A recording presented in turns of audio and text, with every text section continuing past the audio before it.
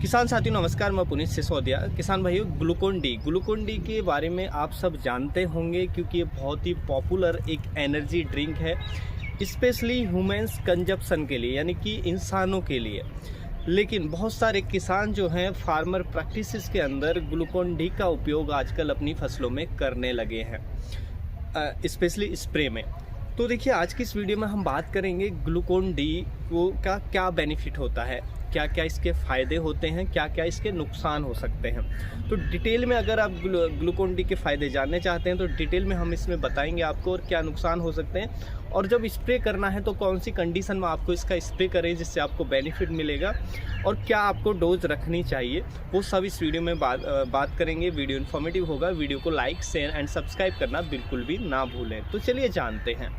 देखिए, जो हमारा ग्लूकोन डी होता है उसके अंदर ग्लूकोज होता है, ये आप सब जानते हैं। ग्लूकोज सबसे पहला, अगर हम इसको अपनी फसलों पर स्प्रे करने जाते हैं तो पहला बेनिफिट ये देता है कि ये इंस्टेंट एनर्जी का देने का काम करता है हमारे प्लांट को, यानी कि बहुत तेज़ी से एनर्जी सप्लाई करता है प्लांट के लिए। आप सब जानते हैं पौधा फोटोसिंथेसिस के माध्यम से जो हमारा पौधा है वो ग्लूकोज बनाता है, यानी कि वो बनाता है जिससे उसको एनर्जी मिलती है प्लांट को। तो वही ये जब हम ग्लूकोज डायरेक्ट दे देते हैं तो इससे क्या है, इंस्टेंट एनर्जी हमारे प्लांट को मिलती है, जिससे स्पेशली जब हमारा प्लांट स्ट्रेस में होता है, यानी कि तनाव में होता है, जैसे अभी हाई टेम्परेचर है, हाई टेम्परेचर का तनाव बहुत ज़्यादा फसलों में देखने को मिल रहा है। फसलों की जो पत्तियां हैं आप देखेंगे, स्पेशली जब हम दोपहर की बात करें, दोपहर के समय पत्तियां एकदम से मुरझा जाती है, यानी कि पत्तियां प्लांट पूरा स्ट्रेस में चला जाता है।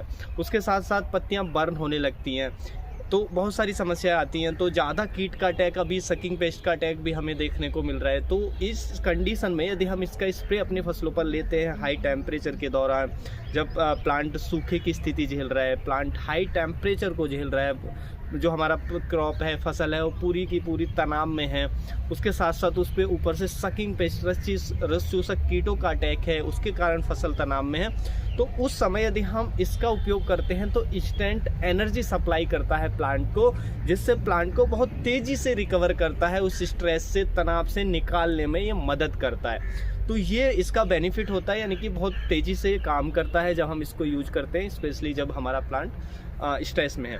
उसके साथ साथ देखिए, ये न्यूट्रिशन एब्जॉर्प्शन में हेल्प करता है।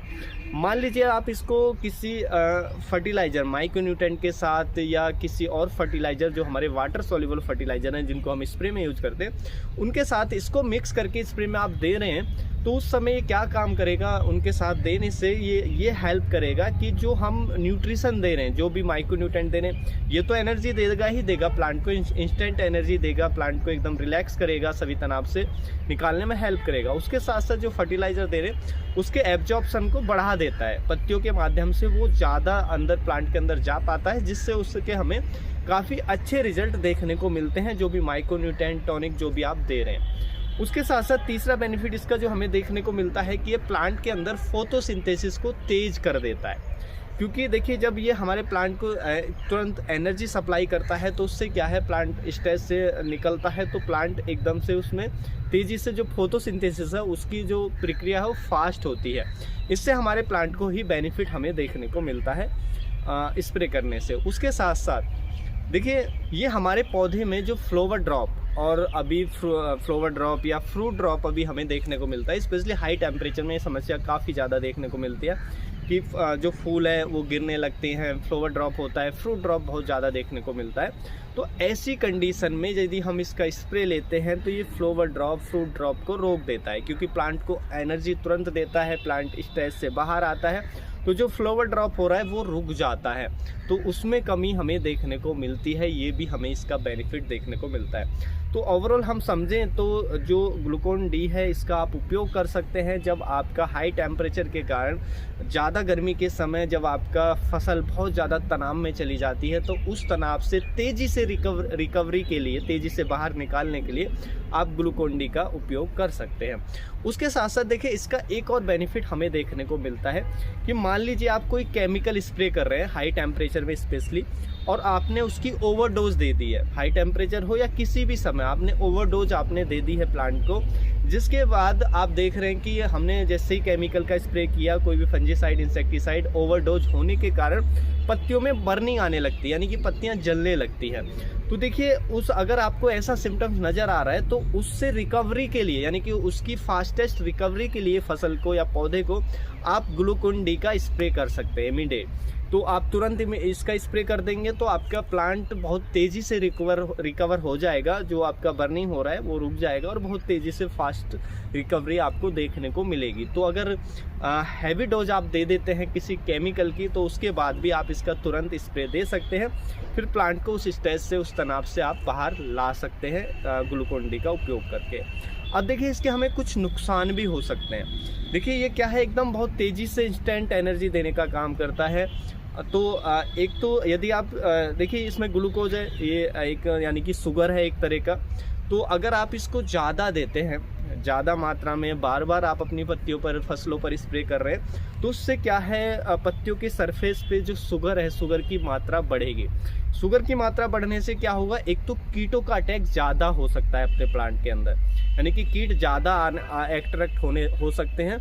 उसके साथ साथ फसल के अंदर जो फंगल इन्फेक्शन है वो ज़्यादा आपको देखने को मिल सकता है, तो ये भी समस्या हो सकती है। तो इसलिए इसको जैसे ही आपको फसल तनाव में है तो मैक्सिमम एक स्प्रे ले सकते हैं, या आपने केमिकल की डोज हैवी अपनी फसल पे डाल दी है तो उसके बाद एक स्प्रे ले सकते हैं। यानी कि ओवरऑल एक फसल पे एक या 20 से 25 दिन बाद दूसरा स्प्रे ले सकते हैं। लेकिन मैं रिकमेंड करूँगा कि अगर आपको लग रहा है कि फसल किसी भी तनाव में है तो मात्र एक स्प्रे लें, उससे ज़्यादा इसका उपयोग ना करें। ज़्यादा उपयोग करने से आपको इसके नुकसान भी देखने को मिल सकते हैं जो मैंने बताए। अब देखिए यदि हम इसकी डोज की बात करें कि हम जब इसका उपयोग कर रहे हैं स्प्रे में तो हमें क्या डोज रखनी है, पहले आप इसको किसी भी फसल के ऊपर उपयोग कर सकते हैं। यहाँ पे मैं आपको रिकमेंड करूँगा कि आप इसका पहली बार जब उपयोग करने जा रहे हैं किसी भी फसल पे, तो आप पहले से कुछ ट्रायल कर लें, कुछ प्लांट पे ट्रायल करके देख लें। पहले तो थोड़ा सा एक एरिया सेलेक्ट करें, उस पर ट्रायल करके देख लें। उसके रिजल्ट आने के बाद जब पूरी फसल पे जाएं कि कोई साइड इफ़ेक्ट तो नहीं है, तो ये आपको ज़रूर सावधानी बरतनी है इसके उपयोग से पहले। यदि हम इसकी डोज की बात करें तो देखिए इसकी जो डोज आपको रखनी है लगभग 500 ग्राम आप 200 लीटर पानी में मिक्स करके 1 एकड़ में आप इसका स्प्रे कर सकते हैं। तो ये डोज रखें, इससे ज़्यादा डोज आपको नहीं रखनी है। यदि बात करें इसके प्राइस की, कीमत की, तो देखिए आधा केजी का लगभग आपको 200 से 250 रुपये की रेंज में आधा केजी आपको ये देखने को मिल जाएगा। तो यही प्राइस रेंज में आपको मिलेगा। तो आप इसको मैं रिकमेंड नहीं करूँगा किसी फंजीसाइड इंसेक्टिसाइड के साथ। हाँ, कोई माइक्रोन्यूट्रेंट देने, कोई टॉनिक देने, उसके साथ आप इसको दे सकते हैं। और उससे पहले भी, देने से पहले भी यही आपको सजेस्ट करूँगा कि आप पहले कुछ एक छोटे से एरिया पे आप इसका ट्रायल कर लें 6-7 दिन बाद। फिर जैसे ही रिजल्ट आपको मिलता है, पॉजिटिव रिजल्ट मिलता है तो पूरी फसल पे जाएं, नेगेटिव रिजल्ट मिलता है तो वहीं पर रोक दें। तो इसलिए ज़रूर आप ट्रायल कर लें। तो उम्मीद है जो जानकारी है आपको अच्छी लगी होगी। जानकारी अच्छी लगी तो वीडियो को लाइक, शेयर एंड सब्सक्राइब करना बिल्कुल ना भूलें। मिलेंगे हम आपको एक और नई वीडियो में नई जानकारी के साथ। तब तक के लिए आप अपना ख्याल रखें। धन्यवाद।